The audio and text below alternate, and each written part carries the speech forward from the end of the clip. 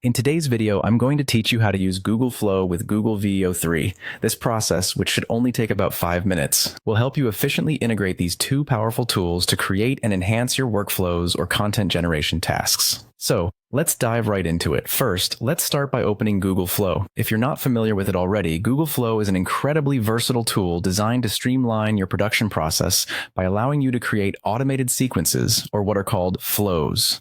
By utilizing this tool, you can save time and reduce redundancy in your workflow. Now, find Google Flow on your computer or device and open it up. Once you have Google Flow open, you'll see the main dashboard. This is where you'll create what's known as a shot. A shot in Google Flow is essentially a project space or a container for the series of actions and tasks you want to automate or execute.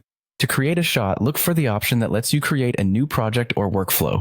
Click on it and you'll be prompted to name your shot. Feel free to give it a title that helps you remember its purpose later on. Next, delve into the shot settings. Inside these settings, you'll need to specify that you want to use Veo 3. This integration is essential because Google Veo 3 is a cutting-edge tool that helps with voice, event, and object recognition, along with a host of other AI functions, adding an even greater level of sophistication to your project. So, make sure you select Veo 3 from the available options in your shot settings. With Veo 3 selected, it's time to write your prompt. Depending on the purpose of your shot, this might involve crafting a detailed description of what you want to achieve or what kind of content you need. Take some time to think about your prompt. As the clearer and more detailed it is, the better the results you'll achieve with your automation project. Now, hit generate. This is where the magic happens. Pressing generate essentially tells Google Flow to start executing the sequence you've set up, leveraging the power of Veo 3 to fulfill the task requirements specified in your prompt. Keep an eye on the process as it unfolds, because watching these tools in action is both satisfying and useful for understanding how the results are being achieved. The final step, once you're satisfied with how your timeline looks, is to export the whole sequence.